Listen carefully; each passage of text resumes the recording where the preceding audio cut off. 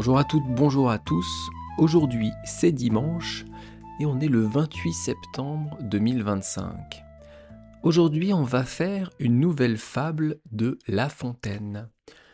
J'adore ces fables, j'adore les histoires, mais c'est souvent difficile à comprendre. Et c'est pour ça que je suis là. C'est pour vous aider à vous expliquer l'histoire, à vous expliquer la morale et les mots de la fable, car souvent, ces fables, ces histoires, sont écrits dans un français ancien, avec des mots compliqués. Alors, aujourd'hui, on voit une fable qui s'appelle La Lys et sa compagne.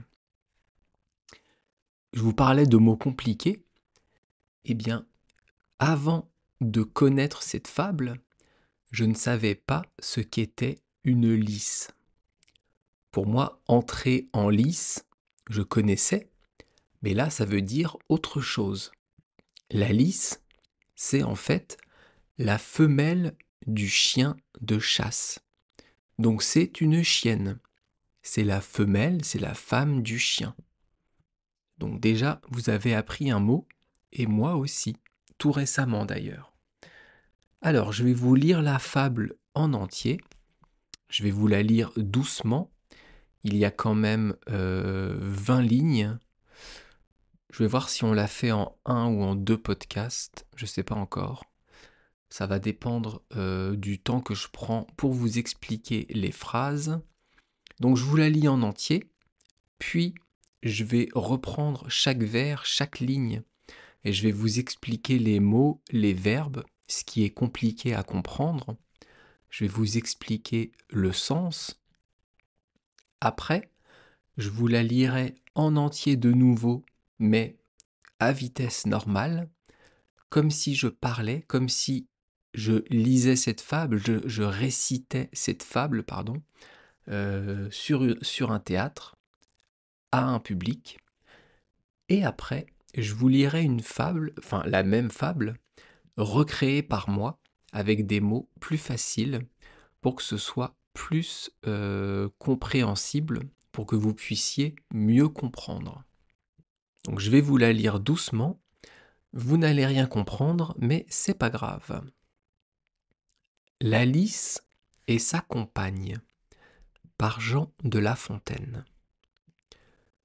Une lys étant sur son terme et ne sachant où mettre un fardeau si pressant, fait si bien qu'à la fin, sa compagne consent de lui prêter sa hutte où la lys s'enferme. Au bout de quelque temps, sa compagne revient. La lys lui demande encore une quinzaine. Ces petits ne marchaient, disait-elle, qu'à peine. Pour faire court, elle l'obtient. Ce second terme échu, l'autre lui redemande sa maison, sa chambre, son lit. La lys, cette fois, montre les dents et dit : Je suis prête à sortir avec toute ma bande, si vous pouvez nous mettre hors. Ces enfants étaient déjà forts. Ce qu'on donne aux méchants, toujours on le regrette.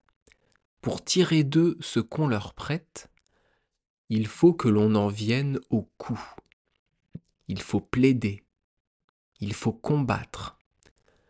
Laissez-leur prendre un pied chez vous, ils en auront bientôt pris 4. Et là, j'ai fini de vous lire la fable de La Fontaine. Alors, est-ce que vous avez compris des mots ? Est-ce que vous avez un peu compris le sens ? En tout cas, je vais tout vous expliquer. Vous pouvez retrouver cette fable sur mon site Patreon, où bien sûr je vais la poster pour les abonnés, mais vous pouvez aussi la retrouver sur Internet, c'est tout à fait possible. Alors, on va reprendre la première ligne. Une lys étant sur son terme. Donc la lys, je vous ai dit ce que c'était. C'est une chienne qui est la femelle du chien de chasse. Donc on va dire simplement une chienne. Si on reprend la première ligne, une lys étend sur son terme. Étend, c'est le participe présent de être. Ça veut dire que l'action est en train de se passer. Et sur son terme, à son terme, ça veut dire qu'elle va accoucher très rapidement, très vite. Donc une lys étant sur son terme, ça veut dire que la chienne va accoucher très rapidement. Il y a urgence. Ligne 2. Et ne sachant où mettre un fardeau si pressant. Là encore, on a un participe présent qui est sachant. C'est le participe présent du verbe savoir. Donc la lys, la chienne, ne sait pas où elle va pouvoir accoucher. Le fardeau, c'est quelque chose qu'on porte, qui est lourd. Et ici, ça représente ces petits, les bébés chiots qui vont naître. Et le dernier mot de la phrase, c'est pressant. Encore un participe présent du verbe presser. Ça veut dire qu'il y a urgence, ça urge. Elle va très vite mettre bas, on dit, très vite accoucher. Alors pour une femme, une humaine, on va dire accoucher, et pour un animal, on dit mettre bas. Donc la chienne est enceinte et elle ne sait pas où est-ce qu'elle peut accoucher. Ligne 3. Fait si bien qu'à la fin, sa compagne consent. Alors ici, la suite de la phrase, c'est la ligne 4, on la verra après. Ici, on désigne en fait une amie de la chienne. C'est la chienne qui est enceinte, qui fait tellement de choses, elle demande avec tellement d'insistance que sa compagne, c'est en fait son amie chienne. Donc c'est une autre chienne mais qui n'est pas enceinte. Donc la lys, la chienne enceinte, demande avec insistance à l'autre, quoi donc? Eh bien c'est la ligne 4, de lui prêter sa hutte où la lys s'enferme. Donc ici, la hutte, c'est en fait la maison de la chienne. Ça peut être un endroit où l'autre chienne dort. Ça peut être une niche. En tout cas, c'est l'endroit où elle vit, où elle dort. Et la chienne qui est enceinte, la lys, elle s'enferme dans cette maison, dans cet endroit. L'autre chienne lui a prêté parce qu'elle a vu que l'autre chienne enceinte était dans le besoin, qu'elle avait besoin d'un endroit pour pouvoir accoucher, pour pouvoir mettre bas en tranquillité, en étant tranquille. Donc, l'autre lui prête la maison. Ligne 5. Au bout de quelque temps, sa compagne revient. Donc, la compagne, l'autre chienne, revient chez elle après un moment. Elle a laissé du temps à la lys pour accoucher, pour mettre ses enfants au monde, et donc elle revient près de sa maison pour récupérer sa maison. Ligne 6. La lys lui demande encore une quinzaine. Donc la chienne qui vient d'accoucher demande à la propriétaire, à l'autre chienne, une quinzaine, ça veut dire 15 jours. Quand on dit une quinzaine, c'est 15 jours, donc 2 semaines. Ligne 7. Ces petits ne marchaient, disait-elle, qu'à peine. Là, c'est la lys, c'est la chienne qui vient d'accoucher, la squatteuse, on va pouvoir dire, qui parle. Et elle dit que ces chiots ne marchent presque pas. À peine, ça veut dire ils viennent d'apprendre à marcher. Donc elle dit à la propriétaire, à l'autre chienne, mes chiots, mes bébés sont encore très fragiles. Je ne peux pas partir maintenant. Ce n'est pas possible. Ligne 7, ligne 8, pardon. Pour faire court, elle l'obtient. Ici, en fait, on nous dit que la lice, la chienne qui était enceinte, arrive à rester encore 15 jours dans les lieux. Elle arrive à se faire prêter la maison, la hutte de l'autre chienne, pendant encore 15 jours. Elle obtient ça. Ligne 9. Ce second terme échu, l'autre lui redemande. On a la suite de la phrase à la ligne 10. On la verra après. Ici, le second, c'est le deuxième. Et le terme, c'est une période. Échu, ça veut dire terminé. Donc, ce second terme échu, ça veut dire au bout de cette période, au bout de cette deuxième période. Au bout de cette deuxième période que l'autre lui a offert, auquel elle a consenti, eh bien, elle revient pour lui redemander de rentrer chez elle. La chienne qui vit dehors en ce moment, elle veut récupérer sa maison. Elle veut récupérer sa hutte. Ligne 10, donc l'autre chienne lui redemande, ligne 10, sa maison, sa chambre, son lit. Ici, vous voyez, on a une figure de style qui va partir de la maison en général et on va préciser la chambre et encore plus préciser le lit. Qu'y a-t-il de plus intime qu'un lit dans lequel on dort ? Quand c'est la nuit, quand on dort, on est vulnérable. On aime son lit, on aime dormir dedans. Et en prenant ces exemples, l'auteur, donc La Fontaine, nous permet de nous identifier à cette chienne qui a prêté sa maison. Elle veut retrouver sa chambre, elle veut retrouver son lit, elle veut rentrer chez elle, tout simplement parce que c'est chez elle et c'est à elle. C'est quelque chose d'intime. Ligne 11. La lice, cette fois, montre les dents et dit. Alors, cette fois, la chienne qui vient d'accoucher, elle réagit différemment. Au moment où son amie, ou plutôt l'autre chienne, revient, elle montre les dents.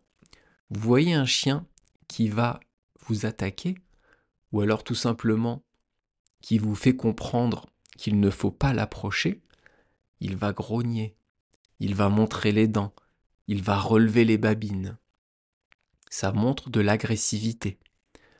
Et donc, cette chienne dit, ligne 12, « Je suis prête à sortir avec toute ma bande. » Bonne nouvelle pour la propriétaire.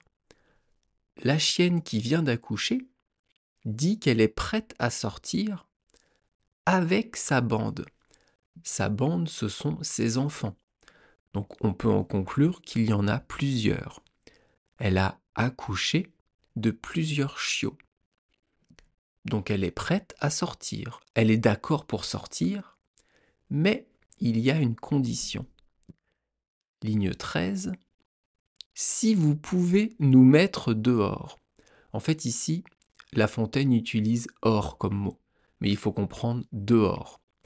Donc la chienne, elle dit, si vous, toute seule, vous pouvez nous expulser, vous pouvez nous mettre dehors, moi et mes enfants, alors d'accord.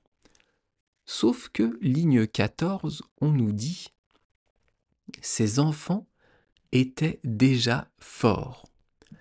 Ils ont grandi pendant ces 3 semaines, 15 jours, 3 semaines de temps, et donc la chienne qui est dehors ne peut plus récupérer sa maison. La lice, la chienne qui a accouché, a investi les lieux, elle se trouve en position de force, et donc maintenant, elle ne veut plus partir.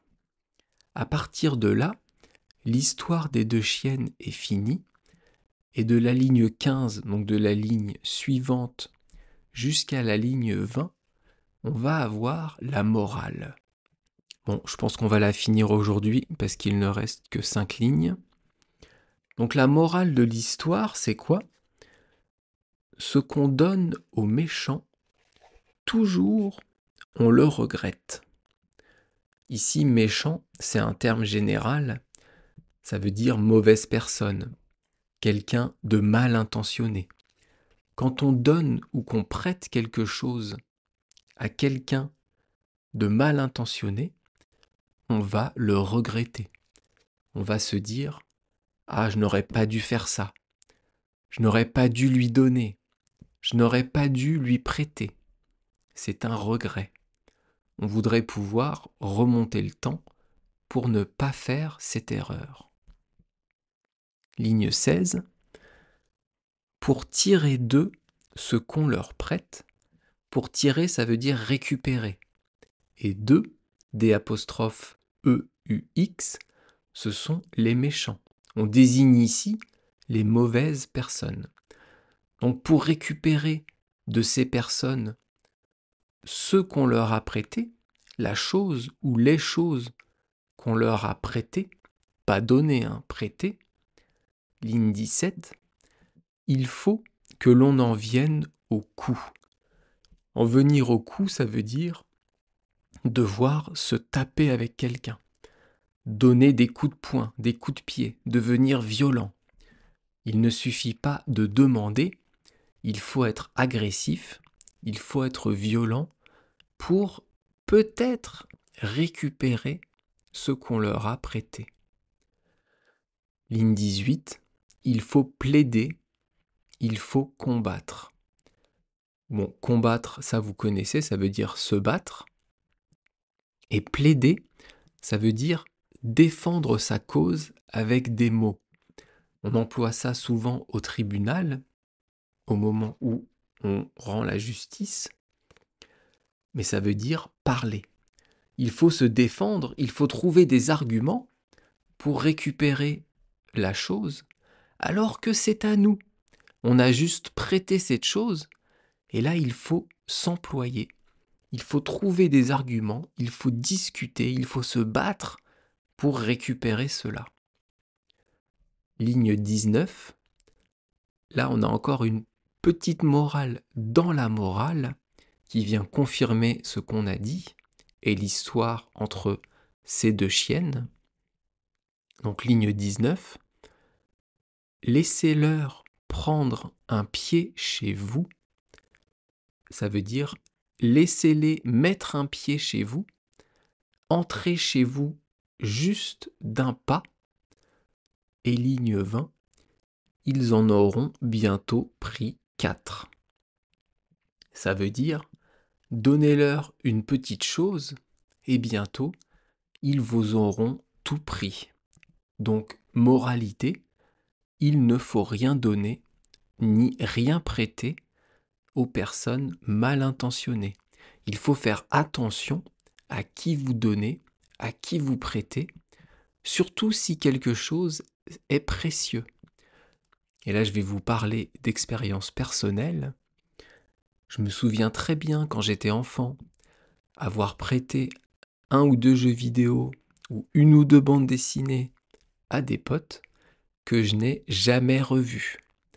Je les ai demandés plusieurs fois, mais ces soi-disant amis ne me les ont pas rapportés et c'est tombé aux oubliettes. C'est tombé dans l'oubli. Si vous m'écoutez, vous êtes des salauds. Non, je rigole. Alors, donc, je pense que vous avez compris la morale de la fable. Attention à qui vous donnez, à qui vous prêtez, Parce que si vous voulez le récupérer, si ces personnes sont mauvaises, sont méchantes, ça va être compliqué. Comme l'histoire de cette chienne qui a volé avec ses enfants la maison de l'autre chienne. Et là, j'ai fini de vous expliquer la fable. Et je suis content parce que j'ai pas été trop long. J'espère que je vous ai expliqué clairement et que vous avez compris. Je vais vous la relire à vitesse standard. Comme ça, vous pouvez aussi vous habituer à une diction, à une vitesse de parole un peu plus rapide. Et après, je vais vous lire la version simplifiée. La Fontaine, en fait, cette fable, pour la créer, il s'est inspiré d'une fable d'Ésope, qui est un auteur beaucoup plus ancien, et qui s'était lui-même inspiré d'une fable de je sais plus qui.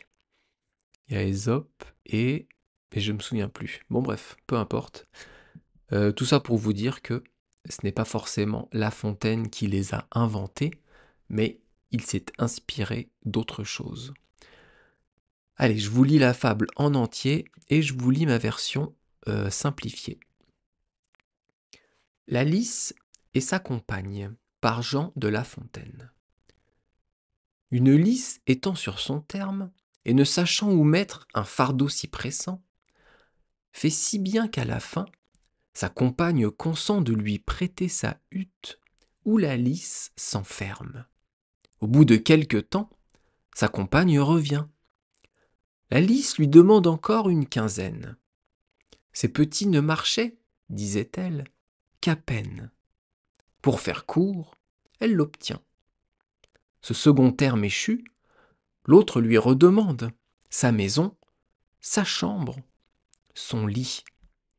La lys, cette fois, montre les dents et dit : « Je suis prête à sortir avec toute ma bande, si vous pouvez nous mettre hors. » Ses enfants étaient déjà forts.